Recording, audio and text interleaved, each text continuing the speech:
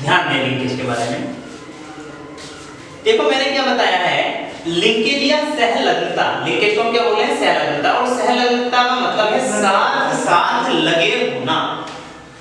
Clear है, साथ लगे होना, कहां लगे हुए होना, किसका लगा हुआ होना, तो जीन का लगा हुआ ना, जीन का लगा हुआ होना, किस पर लगा हुआ होना, एक ही क्रोमोसोम पर लगा हुआ होना।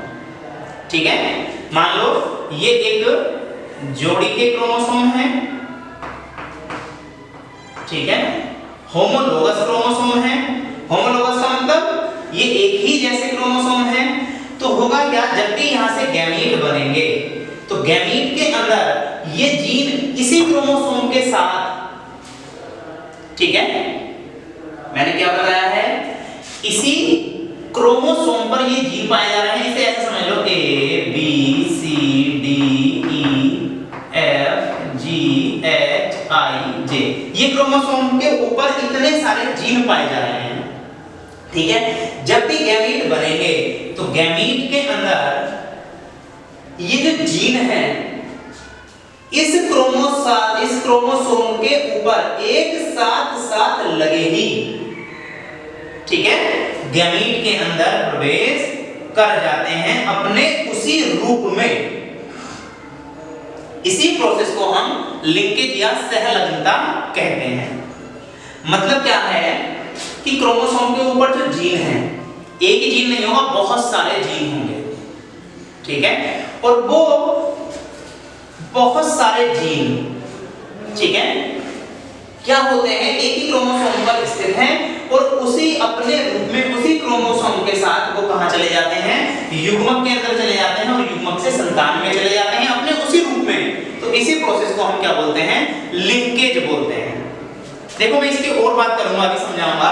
एक बार जरा बुक की थ्योरी भी देख लें, क्या लिखा है, एक ही गुणसूत्र पर स्थित जीन्स द्वारा अपने उसी रूप में रहते हुए एक साथ वंशागत होने की प्रवृत्ति को लिंकेज कहते हैं। क्या बताया है कि एक ही गुणसूत्र पर स्थित जीन, एक क्रोमोसोम है उस पर जितने भी जीन हैं, ठीक है, सारे तो नहीं जाएंगे लेकिन ज्यादा से ज्यादा जाने की कोशिश करते हैं। ठीक है, तो एक ही गुणसूत्र पर स्थित जीन द्वारा अपने उसी रूप में, जिस रूप में है वो, ठीक है, पेरेंट में, उसी रूप में रहते हुए एक साथ युग्मक में या संतान में वंशागत होने की प्रवृत्ति को ही हम लिंकेज या सहलग्नता कहते हैं। इसके अनुसार एक गुणसूत्र पर स्थित सभी जीन एक ही युग्मक में प्रवेश करके एक साथ ही संतान में वंशागत होते हैं, सहलग्नता कहलाता है। तो सहलग्नता हम समझे हैं।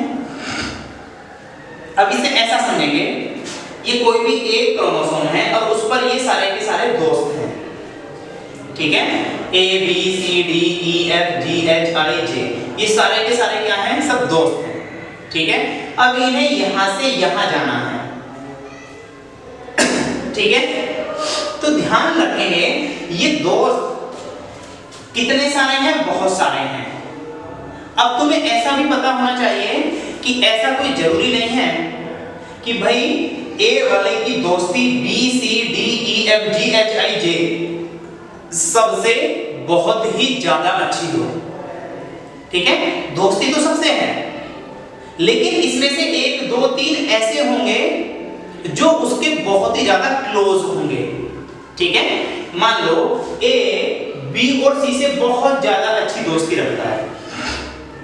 ठीक है, ए बी सी को, ए वाला बी और सी को अपनी सारी बातें बताता है, इनके बीच में बिल्कुल भी कोई अंतर वाली बात है ही नहीं।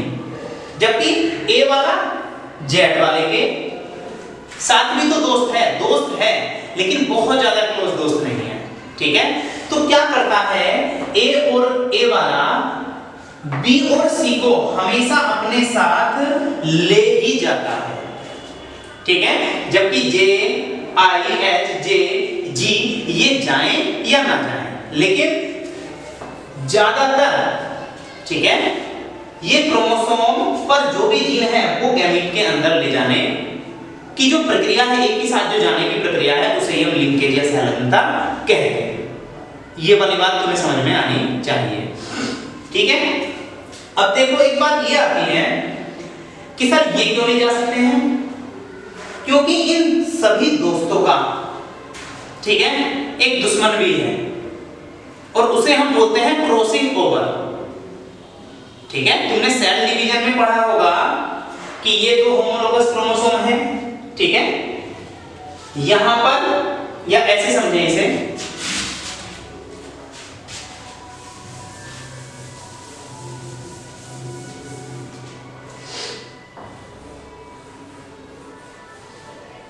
ठीक है, ये